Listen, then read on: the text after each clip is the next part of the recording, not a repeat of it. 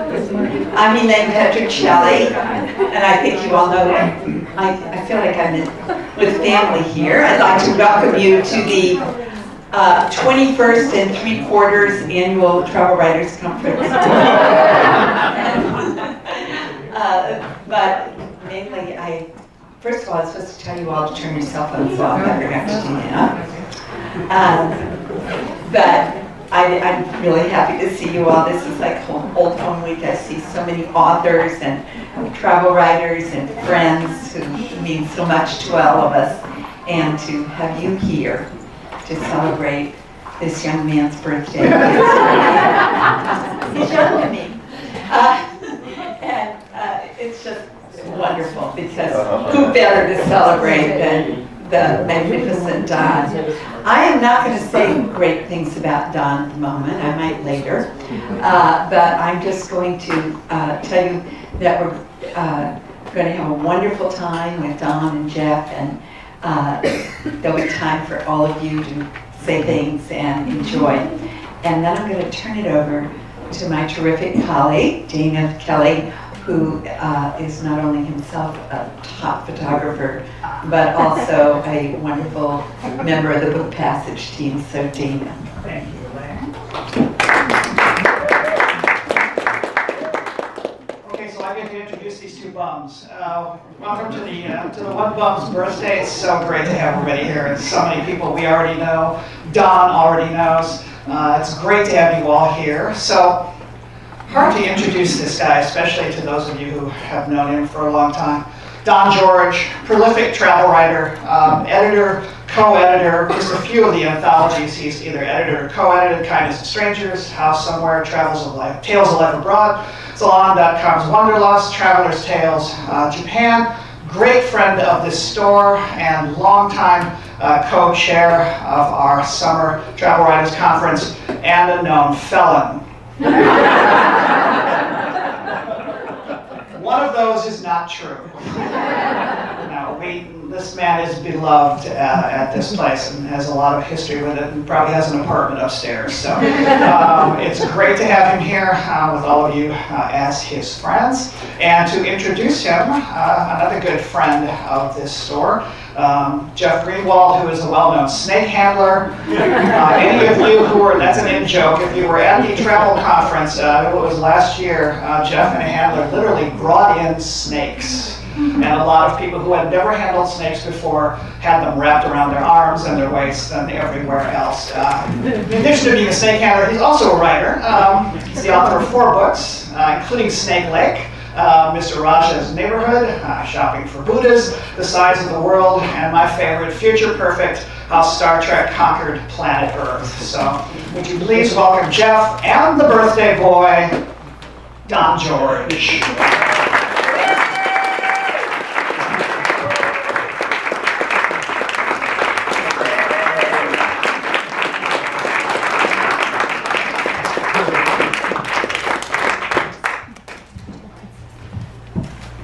Don't be nervous, guys.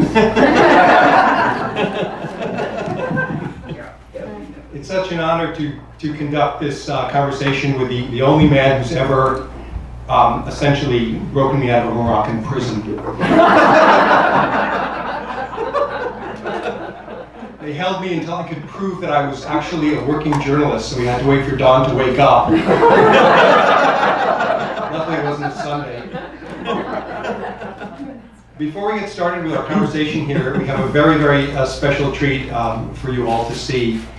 I'm not going to really give it much introduction, except that you know Don has had many past lives. And if we're ready to hit the lights, I'm going to get off to the side.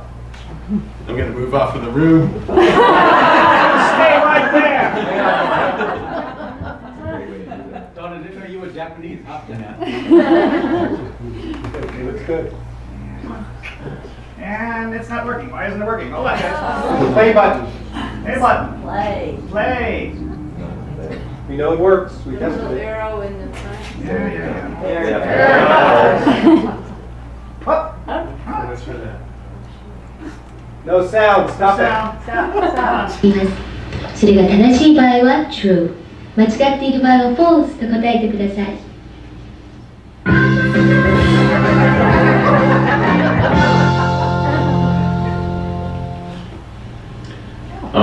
Ready? Number 1. Stratford-upon-Avon is known as Shakespeare's town. Stratford-upon-Avon is known as Shakespeare's town. The answer is true. Number 2.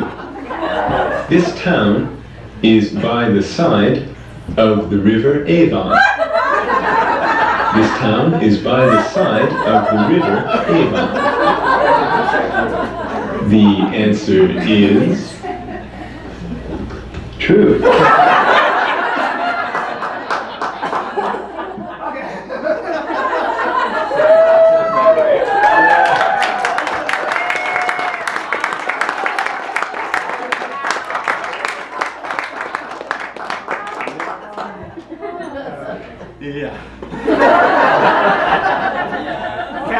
Don has aged so little in the years since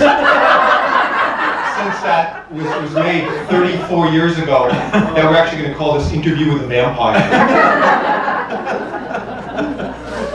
So is that how you got your journalistic start?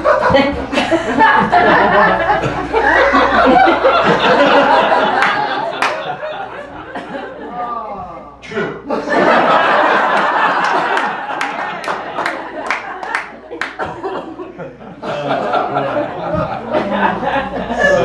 So that was 1979. Hello, in Japan. Jeff. Hi, Don. How are you? I am very well. Oh boy. Yeah, that was how I got my journalistic start. It was, as you can tell, it was all downhill from there. That was pretty much the peak of my career. How old is it? 25? 26. 26. Same age as many of you in the audience tonight. So you were living in Japan and you were working as a television journalist there? And Journalist, yes, exactly. You can see what a journalist I was. some of us have stooped lower. No, so actually I went to Japan right out of grad school on a 2-year teaching fellowship. And mainly because I didn't know what to do with my life and I felt I could probably procrastinate another 2 years if I was lucky. So I got a fellowship to teach at a school in Tokyo called International Christian University. I was teaching literature there for 2 years. And soon after I arrived, this was a 2-year fellowship awarded by Princeton. And the guy who was there on his 3rd year of the fellowship, so he stayed after, he was working for the National Japanese Broadcasting Corporation, NHK, which is like the BBC of Japan. And he was on a Sesame Street type show in English. And they had this whole suite of English language shows produced by the educational division of NHK. And like a week after I arrived, he said to me, hey, they're starting a new like high-level English show. Really high-level English show at NHK, and you know, they're looking for an English host. Do you think you might want to do that? I just arrived in Japan, I'd been there like a week. I was like, yeah, sure, of course I'd like to do that. That'd be great. So we went down and did the auditions, and there were about 24 incredibly scraggly foreigners who lived in Tokyo at the audition. And I was one of them. And luckily, he was the interviewer for the audition. So I was a lot more relaxed than anybody else was. I knew this guy, and we did our audition, and they called me back for a second audition, and then they called me up and said, we want you to be the host of Watch and Listen. You didn't get to see the beginning of the show. Maybe we'll show you that later on, the opening credits of the show. Which are really exciting. I can't get the song out of my head. I know, we can sing it. Yeah. Watch and Listen, exactly. So, yeah, I did that for 2 years in Japan. In addition to teaching, you know, as a teacher at the university, every week I would go down to downtown Tokyo, go into a studio, get all made up, and appear in front of these bright lights and cameras, and have a script, and do this show once a week. It was broadcast 3 times a week, and I was actually told at one point that it had something like ridiculously like 2 million viewers. Wow, that belongs on YouTube, you know.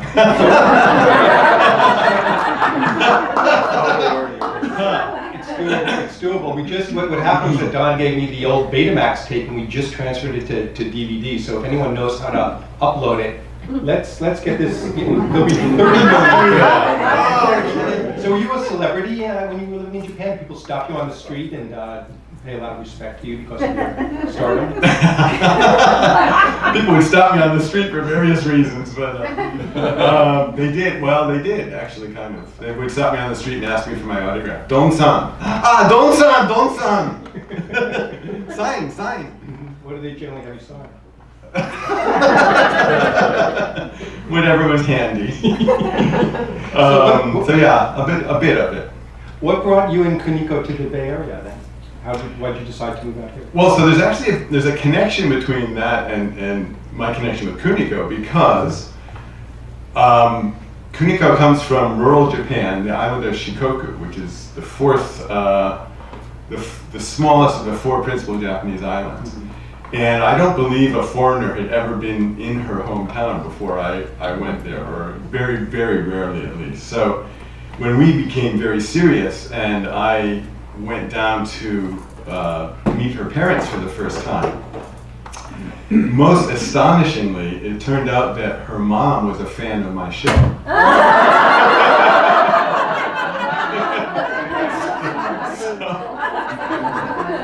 So I walked into the living room and she was kind of like, "Ah, Don-san, you're in my living room all the time. Every week you're in my living room." So it wasn't quite as crazy for me to be there as any other foreigner walking into Kuniko's hometown would have been.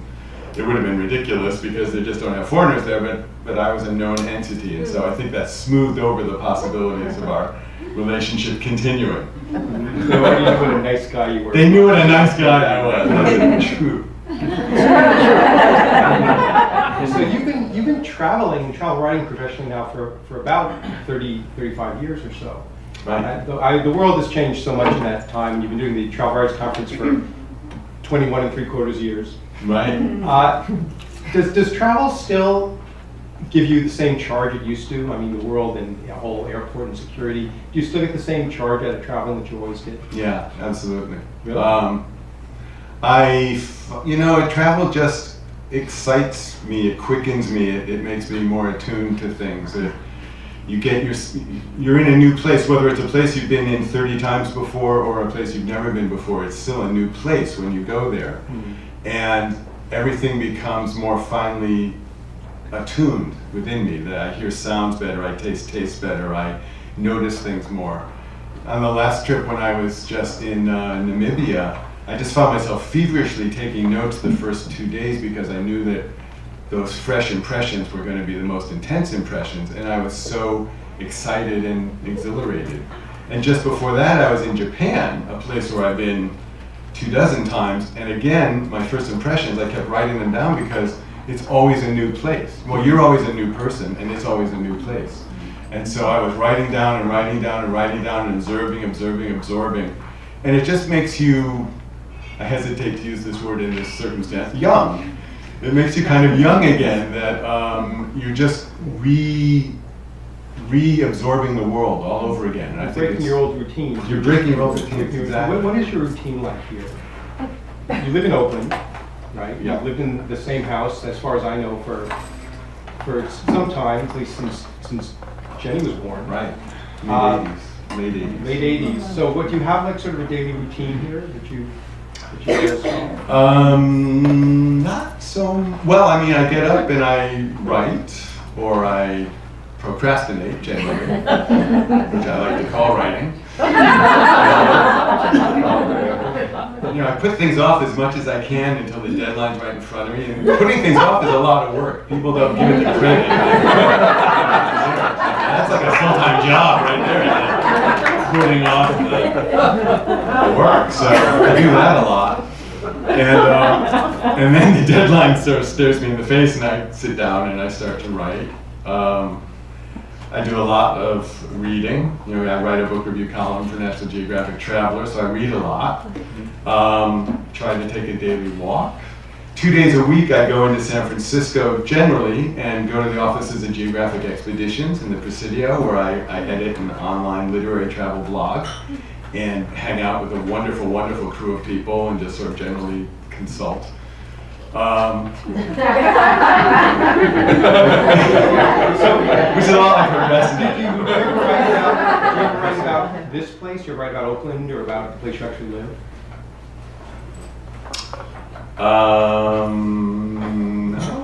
Not much, no.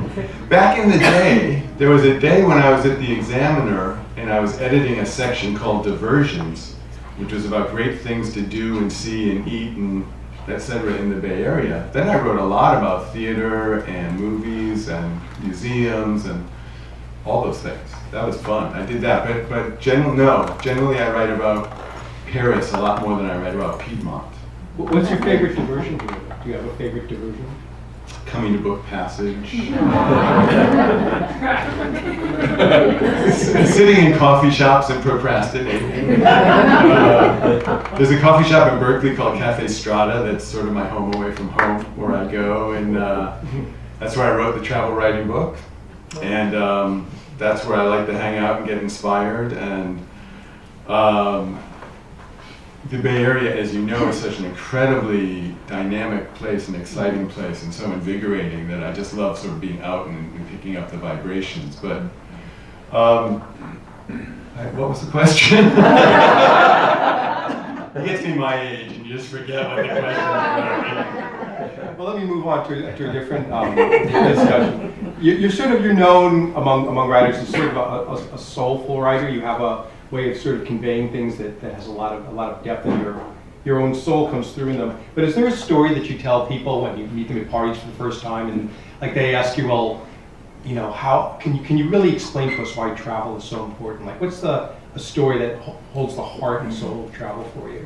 Is there such a story? Wow, I feel like my whole life is full of such stories, but even beginning with when I first moved to Paris. I first lived in Paris the summer between my junior and senior years in college on this Princeton summer work abroad program, and I was working at a company called Tripet et Renault, and they were farm implements. There's a lot of things wrong with that scenario. I don't know anything about farm implements, and they don't use many in Paris. So. Did you model them? Exactly. Actually, my job was, they had a lot of visitors come from the American Midwest. A lot of executives came from the American Midwest to have high-level business discussions. And they would bring their wives and sometimes their children. And my job was to take the wives and children around Paris and show them a good time. So not a bad gig. I kind of, this is while you were on scholarship. So that was a serendipity of travel. I mean, it was ridiculous. What I would have been doing in Paris anyway, if I were lucky enough, go around and discover the history and culture of Paris and have great meals, and I was actually being paid to do. So that was amazing. But then I lived with a family, and that's actually what I was thinking about your question, is this family just adopted me so nicely. They opened their hearts and their homes to me. They made me feel like I was a resident of Paris and part of their family. And that just kind of was the initial opening up of the world for me, that these people took me in, took such great care of me, made me feel like Paris was my home away from home, and I came back the next summer because I loved Paris so much, and really had a life-changing experience then. And it's just been one succession of encounters after another since then that keep telling me that, you know, the world is full of kindness, that human beings really care about each other deeply, that if you open yourself up to the world will open itself up to you, and that there are wonders and miracles really literally everywhere you go, just waiting to be discovered. They're like they're right in front of you. You just have to be aware of them, be open to them. And people are such a critical part of that process in my life. They take me in. We've talked about this a lot before, but I try to cultivate the art of vulnerability. And I think if you're able to do that, people just embrace you and accept you and take care of you, and the world is a magical place. You remind me of that famous Martin Buber quote, which is, every journey has a secret destination of which the traveler is unaware. It's a great Have you quote. found that in your own travels? Every time, yes, absolutely. And so many different levels. I mean, you go somewhere and you meet someone, of course you had no idea you were going to meet, and that person ends up changing your life in one way or another, teaching you something incredible, telling you about something incredible. You go and you find it. You learn about a culture you never expected to learn about. I was just in El Salvador, which I really had never had any intention of visiting. I was sent there on an assignment, and it was amazing. It opened me up to a whole new country and culture. So, and then, of course, you find things in yourself. As a result of what you find in the world outside you, you discover these crevices and corners in yourself that just open everything up. So, yes, there's the unknown in both ways, in the world outside you and in the world inside you. And that, for me, is what the quintessential wonder and reason why I continue to travel is, that I keep discovering those unknown things. It's so incredibly exhilarating. You know, oh, by the way, the story about El Salvador, I think, is in the current issue of Afar magazine. If I'm not mistaken. It is, it is. You know, so many of my own travel stories involve cultural faux pas. And I asked myself, I just wonder if you have a story to share about a time where you really embarrassed yourself traveling. That is a continual source of shame and humiliation for yourself. There's that clip we just saw. Yeah, there's so many. I hardly know where to begin. I mean, I guess to continue the Paris theme, when I was living with that wonderful family who took such great care of me, very early on in my stay, I mean, the mother made these amazing meals, and we would have these great meals, and very early on in my stay, I proudly, because I kind of practiced this line, I had a great feast, and I pushed myself back from the table, and I looked at everyone with a big smile on my face, and I said, "Ah, je suis plein." And in French, that actually means I announced to them that I was pregnant. Which was pretty exciting news for all of us. So that was good. I always get lost, or something goes wrong, and the best things happen because of Do you have a that. sense of direction, or you want Oh yeah, perfect. Perfectly awful sense of direction. So as Kuniko well knows, if I think we should go that way, we really should go that way. Which becomes pretty reliable after a while. I bet if we go that way, yeah, okay, so we'll go that way. But then reverses. That's what I find. As soon as I Can can reverse, rely right. on that reversal. Then it doesn't work anymore. Right. Are you a good packer? That's the other thing I'm curious about. When I have to be, yes. Mm-hmm. When I go places where I have like two different things I have to do that require different wardrobes, I bring four suitcases because I can't figure out what I'm gonna need. But generally, like in Namibia, I was a very good packer because I knew I had to schlep my stuff around with me wherever I went, and I didn't want to be out there with the lions trying to move my suitcase from one place to another. So I had a very, very light pack in Namibia. But packing's not one of my pleasures, so I just can't do it. No, it's a horrible, horrible thing to It do. is a horrible thing. Yeah, but Namibia was the most recent place. Do you have, I don't know how many countries you've been to, and I don't know if you're one of these people who keeps count, and probably do know the number. But are there any places, like what's on your bucket list in terms of places, and I'm sorry for using that expression, which is like really overused, but what are the places you'd still like to go to before you die? Right. I better get a move on then.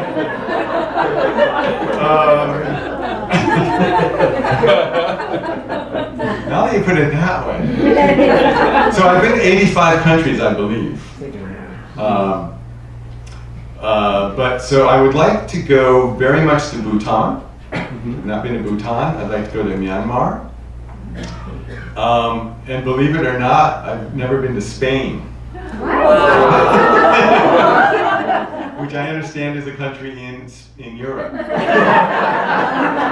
Where they speak Spanish. So I'd like to go there because I don't know anything about it. That's probably my short list, and I guess places like Antarctica, back in a little bit, but Bhutan I would really like to go to. Do you have any plan to go there, or do you I mean, do you have the opportunity, let's say that you decide you want to go somewhere like Bhutan or go on, have a drink. That was, yeah, good, thank you. Can you just make this happen? Can you manifest it? Like, can you manifest a trip to Bhutan if you want to go there? Bhutan, it just comes. Well, I'd like to No, I see can't what you do have to say that. about it.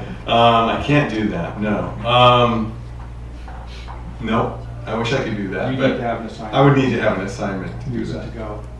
Well, Which, of course, you know, that's probably a possibility, but it's not as easy to automatically get an assignment like that as it used to be. When I was the travel editor at the Examiner, getting assignments was really, really easy. I was sleeping with the editor. you remember the first story I ever pitched to you, right, in 1985? I found the query letter today. You did? I didn't bring it. I'm not going to do one of those things. Do you remember what that assignment was, the first thing? I remember the first story you wrote for me, but I don't remember the query letter. It was for the story about the face on Mars. Oh, yes, yeah, of course I remember that, Researchers yeah. had thought they found a sculpture of a human face on Mars. Right. And you were in California living at the time. Right. And you said, I don't know if this is right for California living. But Martian living might accept it. I know. You actually referred me to the date book and they published it. There you go. Then I started running through it at the California. Right, you did that, maps. And then, as in 1979, the Don George smile. It's just sort of a force of nature. And it's just kind of like this, whenever anyone sees you or meets you, runs into you, there's this sort of affirmation that life, at least for you, is worth living.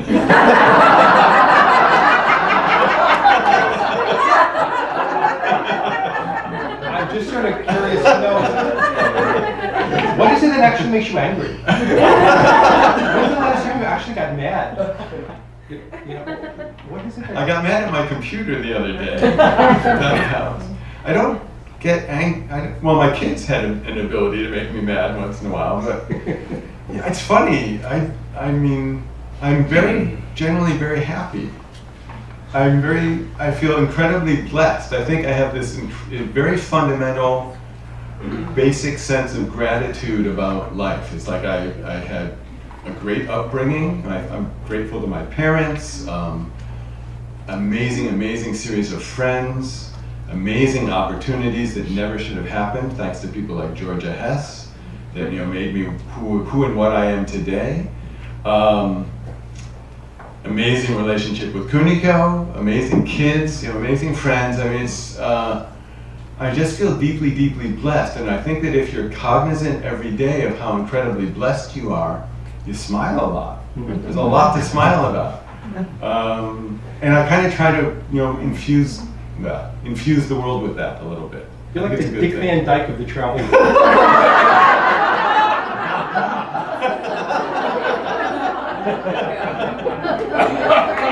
Yeah. Dick Cavett I would prefer, but Dick Van Dyke. So despite this very high baseline of happiness that you have, there must be some times when you sort of feel like you need to escape even when you're at home. I'm just wondering if there's any films that for you really evoke a sense of what you love about travel, and sort of convey what Michael Shapiro called in his wonderful book of interviews, a sense of place.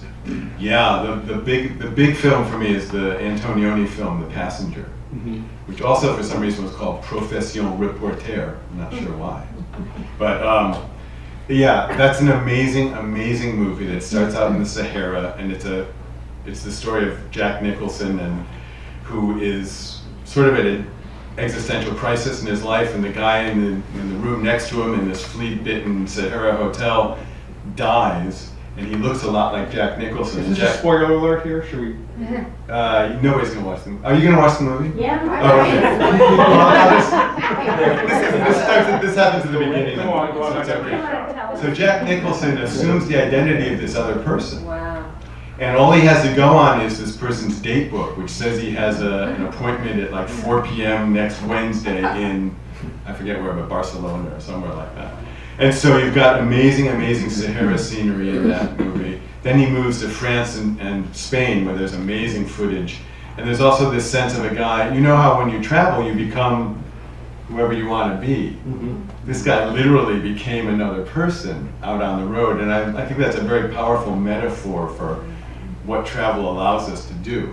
I mean, I've never assumed someone else's identity, but when you're out on the road, you can create your own identity to a certain extent. It's very liberating and very exciting. And so that movie for me captures so many of the great things of travel for me, the sense of the exotic, the sense of incredible beauty in nature, and the sense of potential in life. So I love that movie. I actually haven't seen it since, I think when did it come out? In the early 80s or late 70s? Or Late 70s, 75 or something? Yeah. Is that the only one? Like, what about the epics like Lawrence of Arabia or Out of Africa, or any of those inspire you when you were younger? I didn't see them when I was younger, actually. I had a very sheltered childhood, apparently. I didn't see any movies. You're not one of these people who watch Lawrence of Arabia on your iPhone, are you? I think the first travel movie, in a way that I remember, was Roman Holiday, which is a great movie. It was a great movie, and sort of Rome. Everybody wants to go to Rome. It was beautiful. Everyone wants to meet Audrey Hepburn, too. Gregory Peck is my Gregory Peck. I didn't realize that, but okay. So, I don't know, when we hear about your profession and your career as a travel journalist, it seems like things are always kind of falling into your lap. I really don't know how far that's carried, in terms of how much you've actually had to be proactive, or the universe has just said, "Don't worry, we love you. Here's this other fantastic opportunity." And I'm just curious, if things had gone a little differently, like if you had to choose another profession, completely different from editing or writing, or being a travel journalist, what would you be doing? Do you think? Wow. Game show host? He's thinking really reverse that question. Game show host? Game show.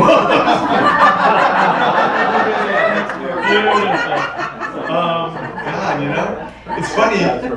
I don't have a good answer to that question, but I'll say something that will pretend to be an answer to that question, which is that hearing you say that makes me realize how incredibly deeply I identify with myself as a travel writer and editor. Mm-hmm. I mean, that is who I am. It literally was impossible for me to think of, wow, if I weren't this, what would I be? Because it's so fundamentally intertwined with my life and just my sense of the world and my place in the world, which is really, I didn't quite realize how deep that connection goes until you just asked that question. But I feel like I fell into exactly what I was meant to do. I've been given incredible opportunities to continue to do it and to work with great writers and to work with great places, and I just feel like, however the universe works, somehow it's really all funneled me towards doing what I'm doing with my life, and I feel incredibly fulfilled about it, and I feel like, maybe in a very, very tiny way I'm doing something good for the planet, and that's pretty much as good as it gets. Is there a particular writer who you think you sort of hold up as whether or not they still influence your work, who really sort of turned you around and created the writer you are today? Yeah, well, there's two. When I was an undergraduate at Princeton, I was studying English and comparative literature, and when you're an undergraduate, your role models are your professors. And I thought I would become a Tweety professor like my professors, and maybe even smoke a pipe. And because that's sort of who I admired. And then my senior year, my last year at Princeton, the great, amazing John McPhee offered a class called The Literature of Fact. John McPhee, I don't know if you know, but he's a long-time staff writer for The New Yorker, probably easily one of the greatest American nonfiction writers, maybe the greatest. And he offered this class for 12 students. And I was one of the students selected for it, luckily. And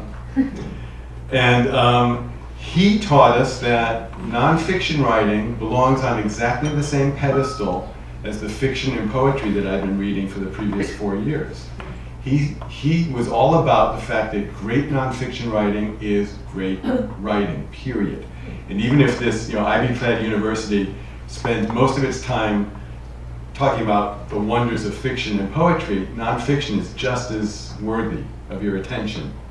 And that just clicked with me so deeply. And so he really inspired me to try to write nonfiction, or to keep writing nonfiction, and to try to make a life out of it. And then I'd have to say the other person, amazing person, who had such a big influence on me is Peter Matheson. Yeah. When I was in the second year of my fellowship in Tokyo, I had an incredible life. I loved my teaching. I was a TV celebrity. I had a really great, comfortable life in Japan, and my fellowship was ending, and I could have stayed, and my college roommate sent me The Snow Leopard, which had just been published. And I read it, and it's a wonderful, wonderful, wonderful book, but part of it is about making decisions and taking leaps into the unknown and having courage, the great courage to do something that you don't know what the consequences are going to be, to make that leap, the leap of faith, the only courage. And I read that book and I kind of went inside myself and said, I could stay in Tokyo and keep this life going, or I could leap into the unknown of the US where I'm totally anonymous, nobody asked me for my autograph. I just feel like that's what I should do. And I think I owe that decision to Peter Matheson. He gave me the courage to make that leap and to come here and try to make my life and forge a path. And obviously it changed my life and everything's turned out incredibly well. But I feel like I owe it to his book and my roommate who sent me his book. And it just changed my life. And when a book has that influence on you, in a way, the nicest gift was many years later when I was the travel editor at the Chronicle Examiner. I had dinner with Peter Matheson, and I was able to tell him in person what an incredible effect that book had had on my life. Yeah. Well, I have that's a really great story. Thanks for that. I have one more question for you before we open it up and let other people pay their tributes to you. You're 60 years old now. What? For the rest of us who don't, look as good as you do, it's actually a wonderful thing to see that 60 can be like you. Thank you. Can I say something about 60? Yeah. For me, I mean, part of the reason why I'm very happy about this occasion tonight, and I'm very embarrassed to say this, but for the past 2 years, 60 has been like Voldemort for me. I was so in denial about it. I was so not wanting to think that I was anywhere near 60, truly. I really, really, really was not wanting to even deal with it.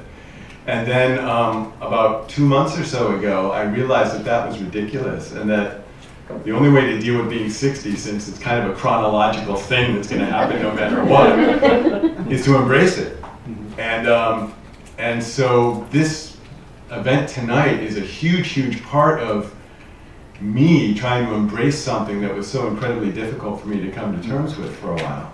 And I just figured, hey, you know what? Let's just celebrate. So this is huge for me. The book Passage did this for me, and embracing 60 it's making me feel younger. Here.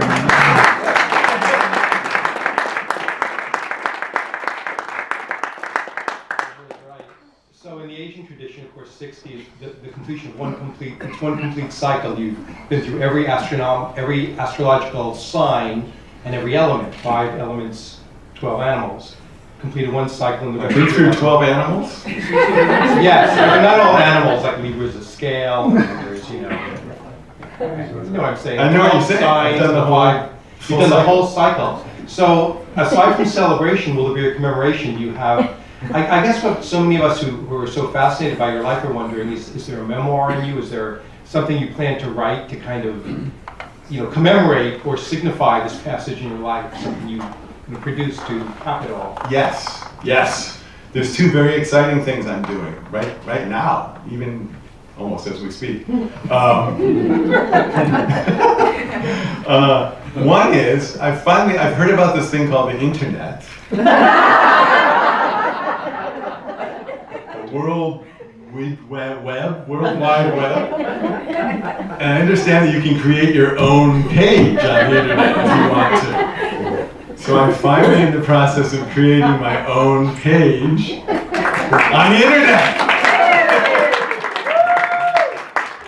So that's incredibly exciting. Can you get the domain? Is dongeorge.com not taken? DonGeorge.com belongs to some boxer? idiot who owns a sports store in New York. Let's all chip in and buy it. So I have don-george.com. So I'm going to be don-george.com from now on. So pleased to meet you. Can we shorten it and just call you Hyphen? Yeah, you can do that. That would be nice. Or hi. Hi. So that's exciting. The other thing I'm working on is putting together an anthology of the best of Don George, which will be an extremely slim volume. But over the years, I've written a couple of good things, so I'm going to put those. I'm just now starting to gather all that together to put into a book that I hope to publish before the end of the year. Well, you've been such an influence on me that I almost called my anthology The Best of Don George.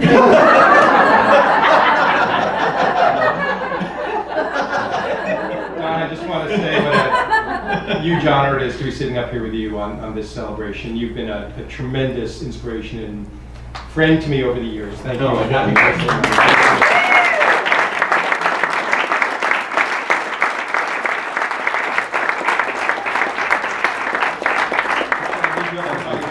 How are we going to do how are we going to do, should we watch it? Watch the beginning of it? No, I think you've seen enough watching this. I have no idea what we should do right now. Does anyone see the opening credits to watch and listen? Yeah. Okay, Dana, can we do that? It'll take a little bit. So It's just from the very beginning of it. testimonials, since it's all shut down. So, but Oh, okay. Yeah, the theme music. I want everyone to go out of here tonight humming it.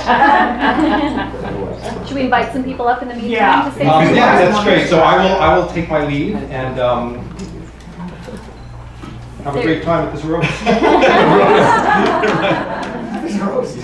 So we're inviting people to come up. We are. This is not formal. You can sort of, spontaneously go. I'm happy to kick us off and pass the mic along if that's okay. Pat, can I see Pass it to the next. Good evening. I'm Catherine. I am, among other things, here the conference coordinator. So I have the gigantic fortune of working with Don, and there's nothing that's work about it, but it's my total pleasure to get to be in contact with him all year round, and then especially it heats up this time of year for sure, doesn't it? So I wanted to first pass a message along from our wonderful mutual friend Jim Benning, who many of you know, who could not be here tonight, but he said, and I quote, "Don, I'm sorry I couldn't be there to celebrate Don George 6.0 this evening. I just want to thank you for being such a great friend over the years and for being such an inspiration too. Happy birthday, amigo. See you in a few weeks." Jim will be here for the conference as well. Before I say something that might come off the cuff for myself, I wanted to speak on behalf of all of us out there from a group of women, travel writing women, who posted something on the web about travel writing hobbies. They said about Don George, and I quote, "Hair schmear. Don George has that Captain Picard cool kind of charm. Intelligent without being arrogant. He's got all the stories those young bucks have in the books to back them up. The laugh, the charm, the say anything you want, honey, wit. We're all dying to know what's happening behind those Richard Gere eyes."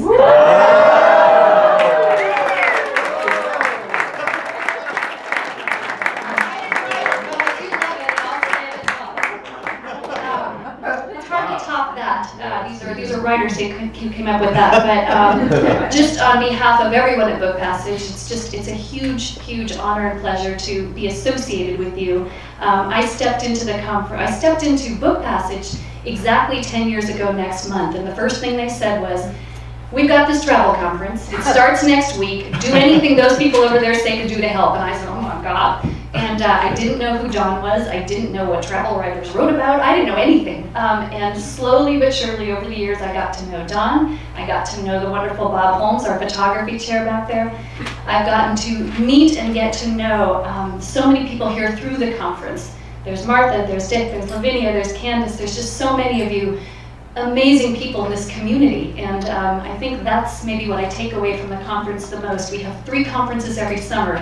There's the children's writers who are lovely, wonderful people who go home at 5, many of them to their children. There are the mystery writers who have dastardly, nefarious things going on in their heads, and it's scary, but very, very fun. I could probably kill someone and get away with it. But then there's the travel writers, and it's the most beautiful community of people with just these generous, open hearts, wanting to learn about the world and what they can give back to it. And it's just been absolutely an inspiration to get to know you, and you are the heart and soul of the conference. So I look forward to it every year. It's probably my 4 favorite days of the year. It's coming up soon, so join us there for it. And it's just a wonderful treat to have this party for you. Thank you for letting us throw it, and I love you.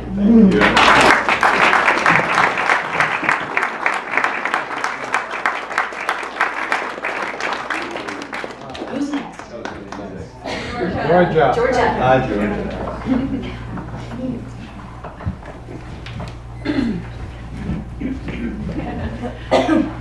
I should dance with this. I have known Don George since before he was too young for nostalgia.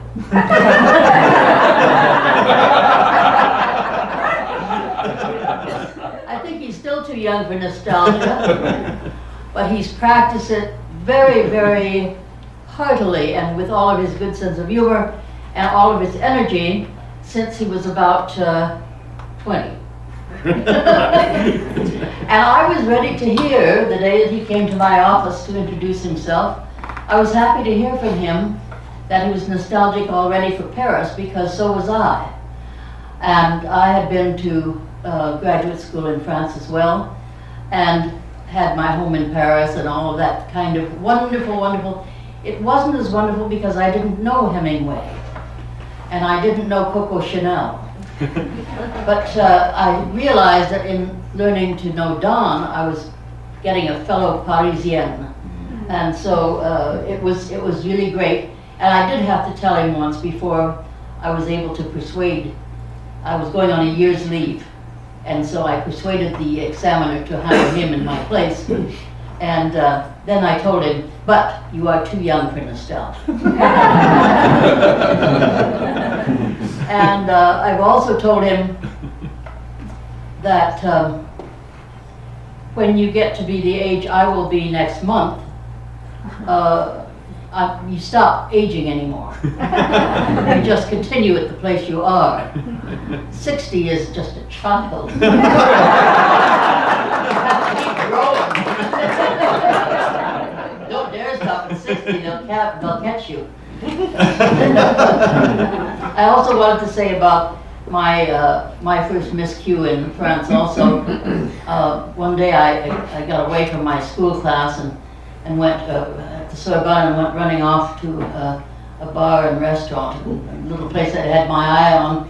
And when they said, what sort of thing would you like to eat for lunch, they didn't even have a printed menu. I said, I'll have some poison, please.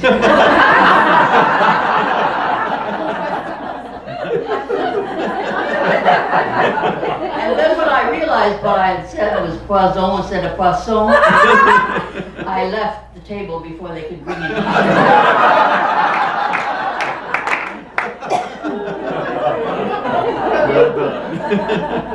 But anyway, we celebrate you and we love you. Thank you, George.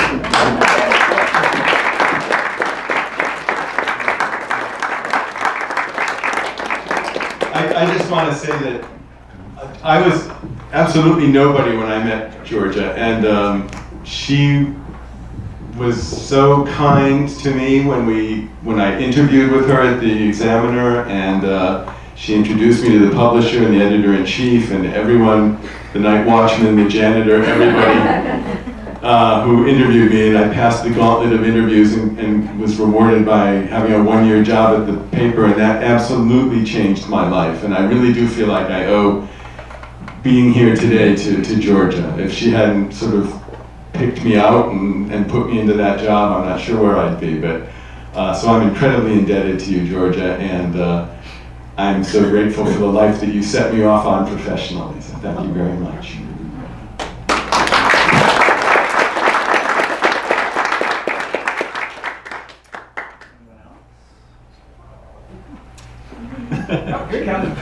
Okay.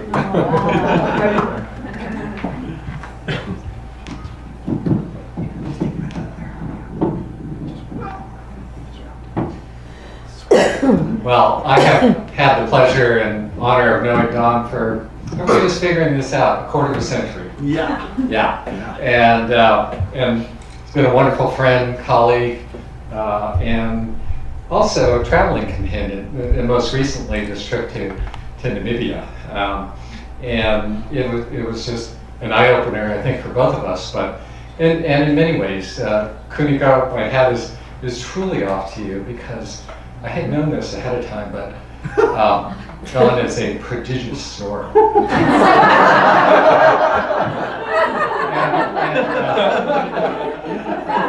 told you this ahead of time. I brought my noise canceling headphones. So on several nights we were roomies, and I couldn't understand it, but they kept putting us in the honeymoon suite.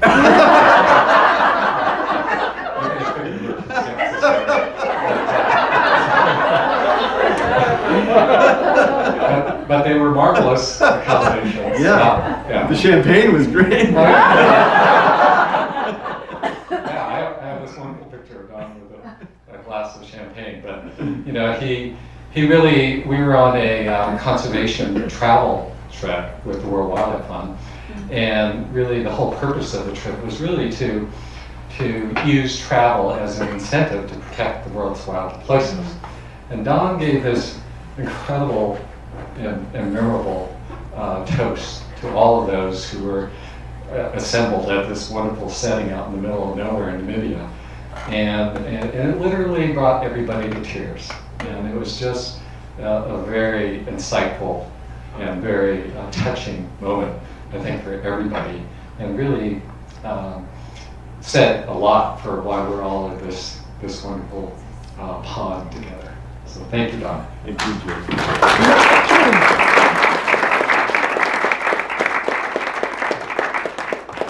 Do you mind telling us who you are?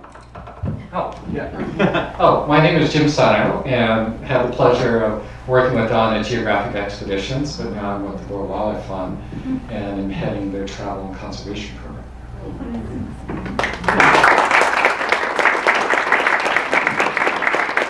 Let me just quickly say that Jim is one of the giants of the travel world. Incredibly respected everywhere you go, and he's been a huge force in my own life. When I've been at a few crossroads trying to figure out what to do, he's always been a great mentor and counselor and friend, as he remains. Thanks, Jim. And the honeymoon suite was memorable.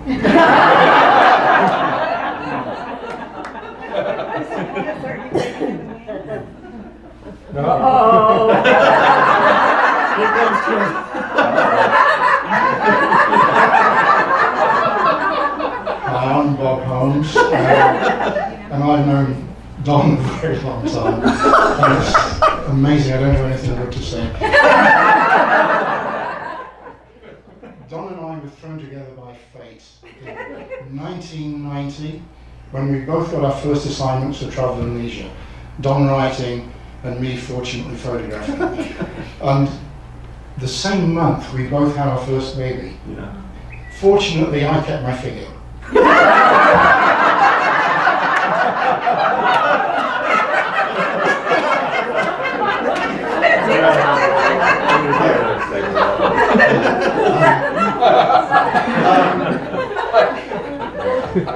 Now, not many people know, I don't know if anybody knows this, but Don's had a long, deep desire to be the Queen. Not a Queen, the Queen.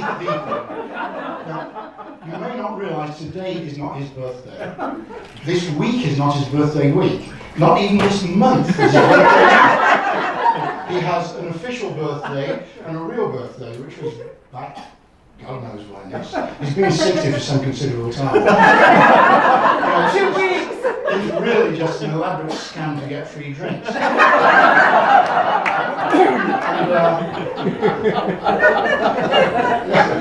is the only reason I came. But nevertheless, happy birthday, and don't expect a drink out of me.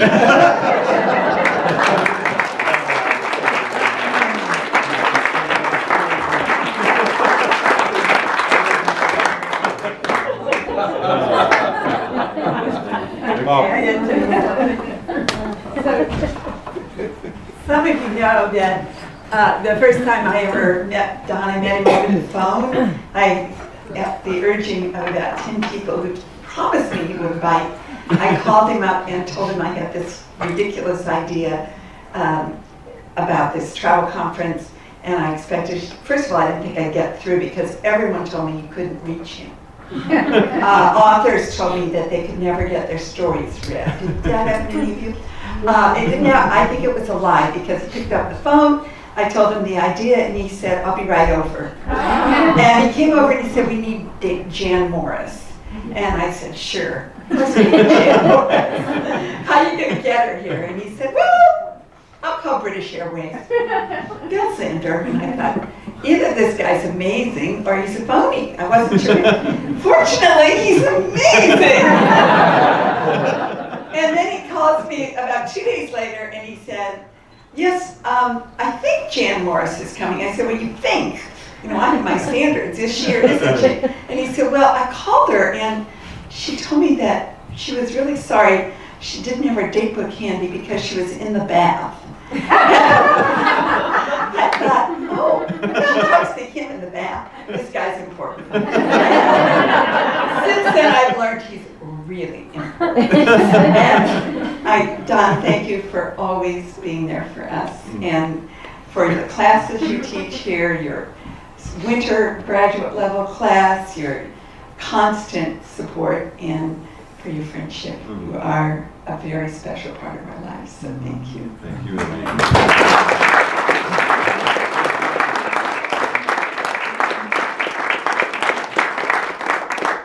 Anybody else got any nasty things to say?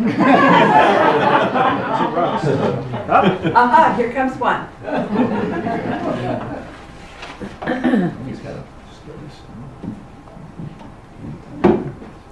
I'm Peter Hensel, and I'm a alumnus of the Travel Writers Conference in 2006. And that conference made a big, big impression on me. It's kind of like frozen in time, like our friend here. And he actually is wearing the same suit I was wearing in 2006. But what I don't see is the handkerchief. Now, there's a story about the handkerchief because when it came the last day of the Travel Writers Conference, there was the results of the competition. If you were at the conference, you got to submit a short travel narrative. I forget how many words it was, but anyway, there were several judges, I think, but Don was probably the final judge, and he got to do the reading. And so everybody was just kind of on tenterhooks, you know, about this event. And I remember it was very hot, and this was in the summer, you know, it's kind of like probably a couple of weeks from now. And you can imagine the atmosphere, tension building, and Don came out, just as you see him now, with the handkerchief, and he just was mopping his brow, but doing a beautiful rendering of this wonderful travel log. Is actually, as I remember it, Don could probably say exactly, but I remember it was a woman that had written some kind of memoir of meeting some goat herders above the Aegean and above this beautiful beach, and really, really well done, you know. But I was watching and I said, boy, this Don George is for real, because he just kept mopping his brow and the sweat kept coming. And you know, I'm a fan of the Tour de France, you know, and I was looking at an ad the other day on there, and I said, now this one thing would be absolutely perfect for him. I'm not going to try to re-engineer Don George, because he's absolutely perfect, or imperfectly perfect the way he is, you know, but I thought this one thing would be perfect. It was like a little visor with a brim, you know. So what I want to do is give him a little gift certificate here. It's not much. Don't be embarrassed or whatever, but a $20 gift certificate to headsweats.com.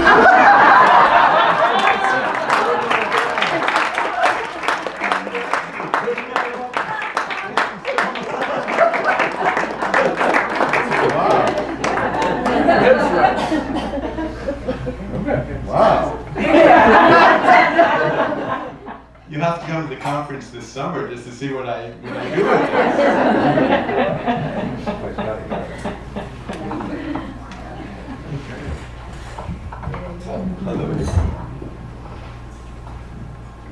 Hi, my name's April Orcutt, and I want to say when you think about an event like this, you often think of a roast. And I was thinking, there's probably nothing duller in the world than a roast of Don George. What would you say? Don George went to the coffee shop. Don George helped someone with their story. Don George helped another editor. Don George helped a little old man across the street. I mean, you can't, there's nothing you can say that's one of those weird, kind of goofy things. But that's what we love. We love Don because he is so wonderful, so sweet. He has that great smile. He's just a wonderful person. So. Thank you.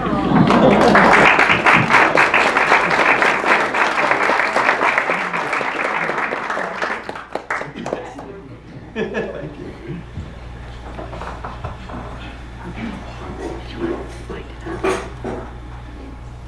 Oh, here comes somebody.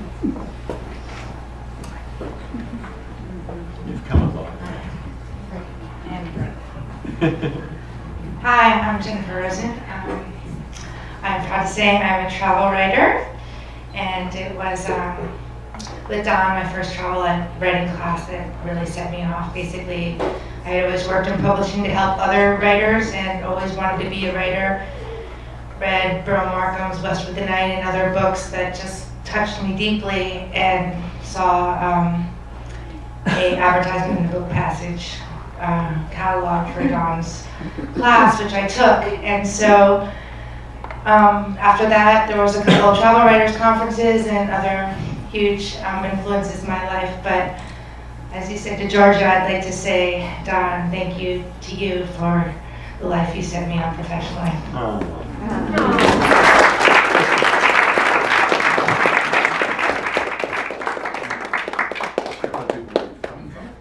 I come from Mexico. You came from Mexico for this.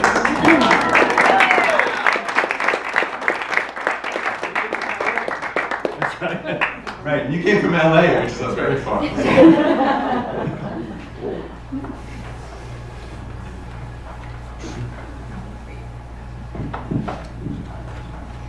Hi, my name is Mona Helen Rennie, and I'm not a travel writer yet, per se.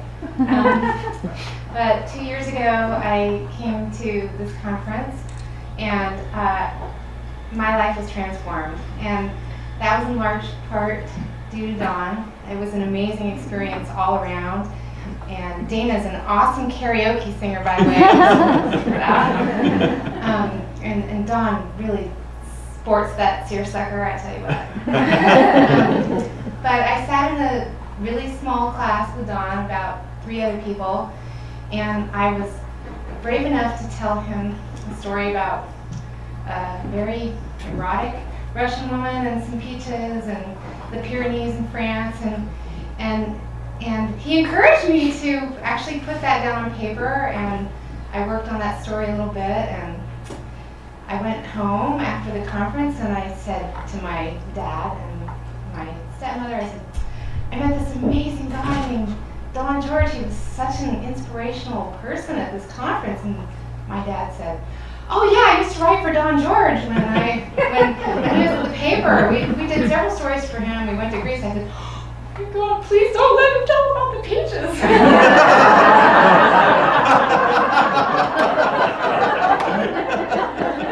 But anyway, from that conference 2 years ago, I was bitten really deep and really hard by the travel bug once again. And I have 4 kids, so I've been at home for a while. But we're taking off in a month. We're taking our 2 youngest children, who are 7 and 10, and we're going to travel the world for a year and take them on us.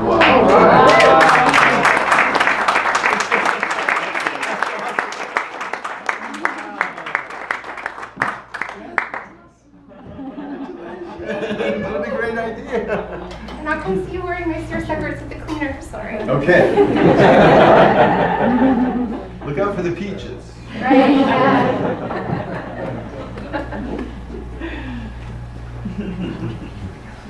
Hi.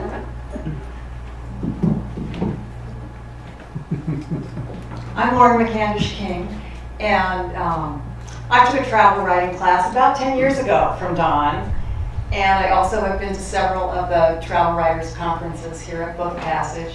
And I just have to say, Don was the first person who published me in writing, and it's because of Don that I can now say I am a travel writer, and I'm so thrilled to be able to say that. And I'm also up here for the hug.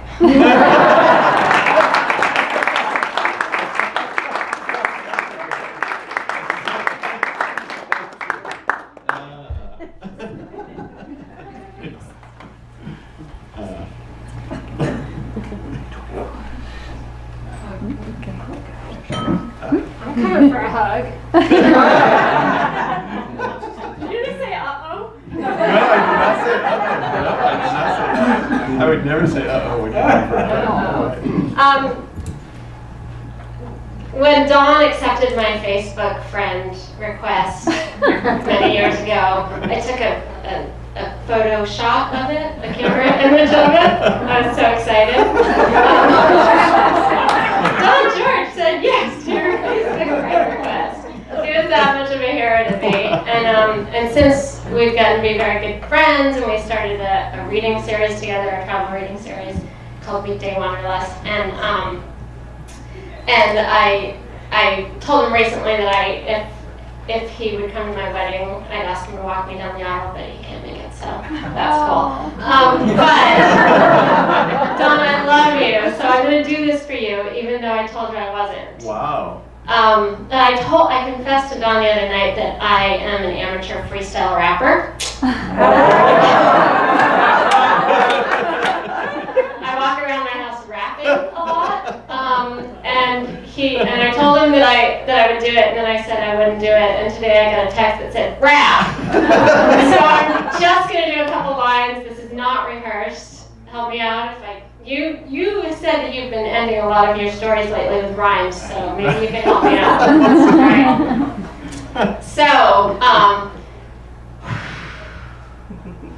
Dick, stop recording. I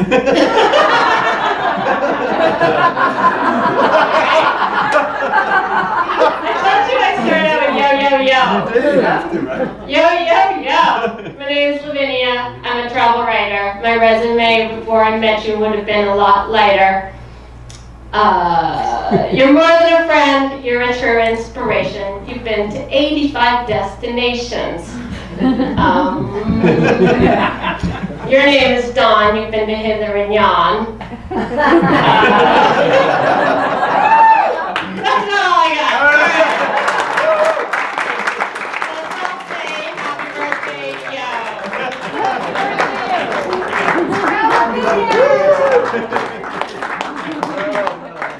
I would so only do that for you. Yeah, I know. That's so wow. Okay.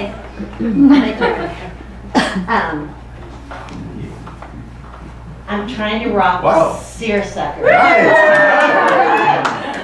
So, about 5 years ago, I was at home in Petaluma after a divorce with my child. Not my child, I didn't divorce my child. But, she and I were hanging out, and I was trying to be happy for her, but I wasn't very happy. So somehow I saw this writing class at Book Passages. I don't know how. I was in Petaluma, and but I saw that the editor used to work for Lonely Planet, and I don't know. I work in computers now, but anyway, I really thought if I took this class, maybe I could get a job at Lonely Planet. Robert Reed also did this, I saw, but he was much younger. So anyway, I didn't get a job at Lonely Planet, but I did take a writing class from Don George, and there were only like 8 or 9 people in it, and it was just so fantastic. And I never finished my story. So then I went back to Petaluma, and my daughter went off to college, and I had a little more time, and I thought, okay, I want to take a writing class again. But I'm not a travel writer, but I just love this guy, John George. I don't know why. And so, maybe you know why, but so, even though I was a travel writer, I thought I'll just go to this class anyway. And I went again, and this time I finished my story, and Don gave it to Lavinia, and then it got published. And I have to say, I was 63 years old. Woo! Okay,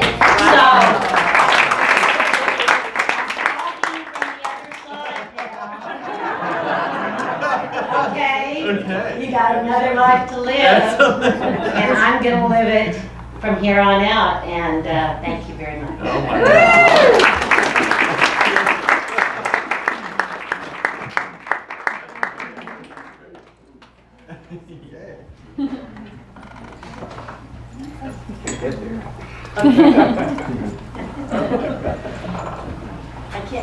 I can't rap, I don't think.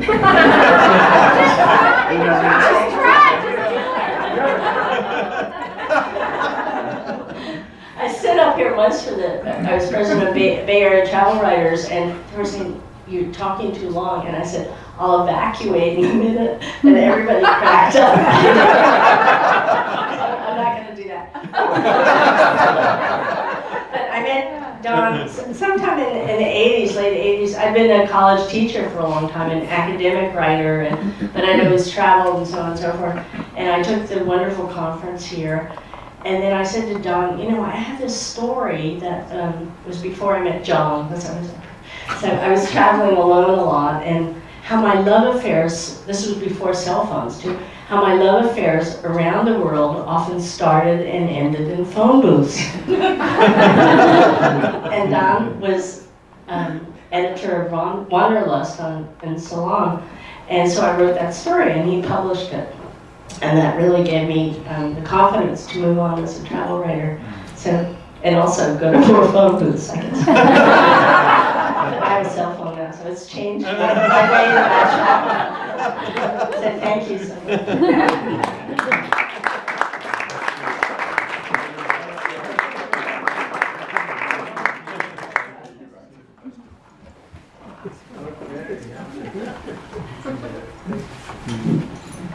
Okay, I'm from Los Angeles, and we just kind of dropped in on this event. I wasn't expecting to speak, but hearing everybody speak about Don, I had to. So about 12 years ago, I got an email, and I was working as a journalist at People magazine, and I got an email from Don George about his latest book. And I don't remember which one it was, but I found it absolutely fascinating. And Don told me that he was coming to town, and we decided to meet for dinner. And so my husband and I took him someplace I've been so many times before, which was the Standard in Hollywood. And do you remember that? Yeah. I remember we sat by the pool with all the, the hipsters doing their swims, and but I'd been there so many times. And this time, suddenly the place came alive. And it was because Don was my narrator that night. It was pretty amazing. So when Don came back in town a couple of years later, we went to another place, a Moroccan restaurant called Tangiers. And again, I mean, the place is about a mile from my house. And yet it was the most magical night, in my neighborhood. And again, it was because Don was narrating the evening. So about 12 years after we first met, I had something to write to Don about, which was this book that I'd written, a memoir set in India and Hong Kong. And Don is a gigantic writer, and this was my first book, and I had the gall to email him and tell him about this book, and I thought, maybe he would just say something on Facebook about it.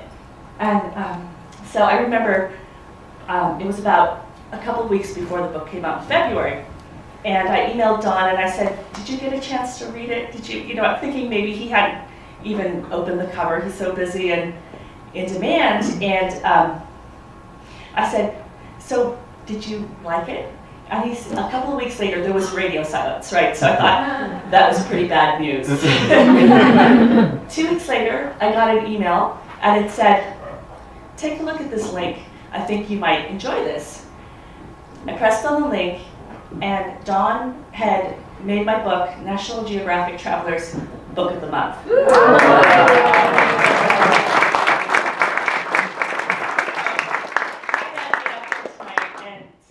To this amazing man, he made my book, and you know, you've taught me what it means to be alive while we're traveling, while we're looking at the world. So thank you very much. I'm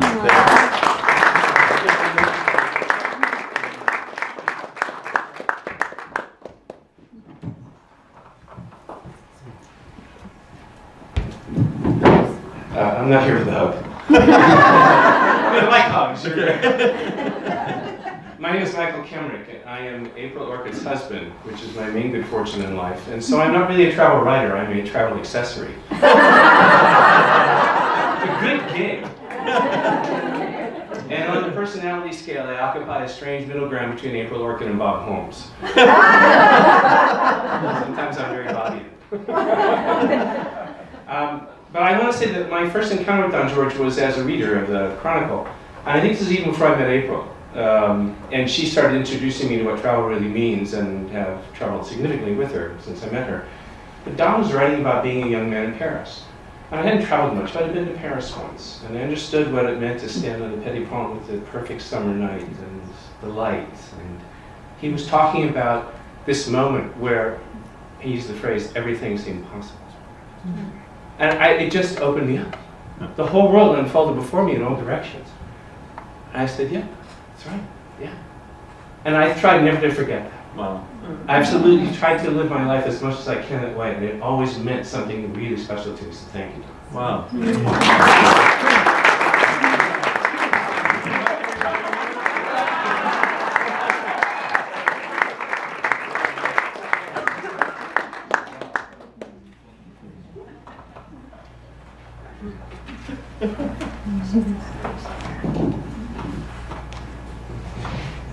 Hello, my name is Candace Drin, and I've known Don a little bit less than a lot of people in the room. I met him at Book Passage last year, so just about 11 months, I guess.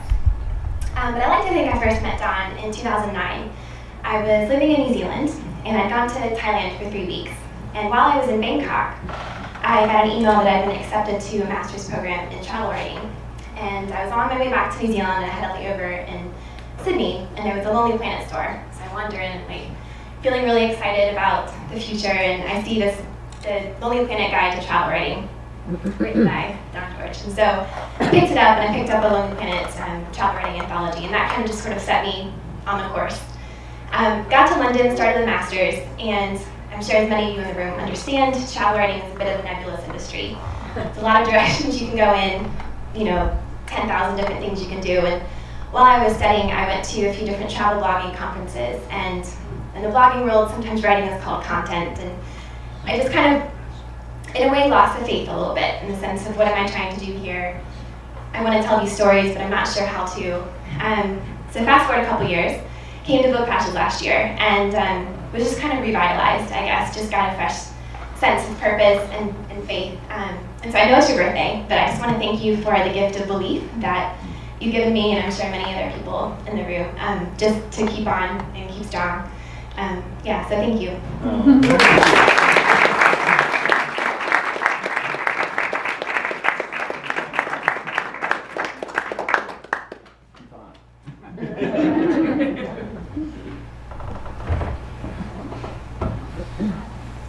Anyone else like to say a few words, or shall we raise a glass collectively to this wonderful man? Can I say a few? No, aside from the fact that I dropped the vase on the way here, and then I killed the glass in the back. But happy birthday! Oh, wow. That's amazing. All kinds of lovely things I got destroyed. And I'm not published yet, but yeah, you have been wonderful. I came to the travel writing conference a couple of years ago, to the events that you come when you're not, because it's not that inexpensive. And I thought, wow, I've got to check it out. And I kept coming to the events, and I was like, wow, I love to write. I minored in writing. I've traveled a lot of all these stories, but nothing is down since college. And you started inviting me. I'm like, well, I'm not paid. I'm not a member. You're like, just come. So you invited me to attend. And then I kind of then crashed that first rest of the year out of your invitation, and I loved it. And it was like the day it ended, and I'm like prepaid for the next year, and this is going to be my 4th year that I'm coming, and maybe this year I'll have something written, but I have to say, people like Georgia has, who's like, as far as I'm concerned, a goddess, and all these other people who have just these wonderful experiences on the planet, and have found ways to share them. And Jeff walking in with like the snakes, and just it's the most amazing thing. And it's the most amazing, not just as a writing conference and a tool, but you as a human being and the other human beings who are just, I don't know, it just makes the world a whole lot brighter. Thank you.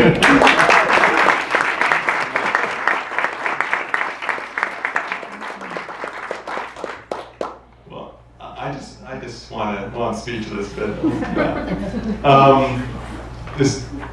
want to thank everybody, but there's a few people. Catherine, I want to thank you for the beautiful things that you said. For helping to put together this celebration tonight, and it's so great working with you on the conference. You're a wonderful person to work with, and it just makes it's a pure joy. And all the things that we do together are really just fun for me and gratifying and exciting, and you're terrific to work with, you're a terrific person, and so thank you for that. Back at you.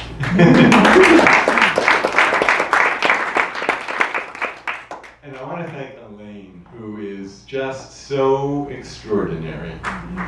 Really.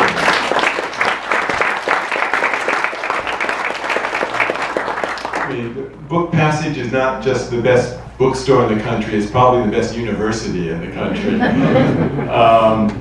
At least the people who go to our school want to be here. And yes, exactly. People who come here want to be here. Elaine had the incredible courage and foresight to call me about starting the conference all those years ago. The conference has become the highlight of my year. I think it's the highlight of a lot of people's years. We've changed lives in the process. We've done something really extraordinary that would not have happened without Elaine's initial inspiration and then ongoing support. That's huge. And just for me personally, as a human being, as a writer and an editor, you, Elaine, you give the planet something really precious and irreplaceable. You're really an amazing person, and it's your passion and your energy that keeps so many important things going that really make Marin and the Bay Area and the world a better place. And on behalf of everybody, I love you and just thank you so much for what you do.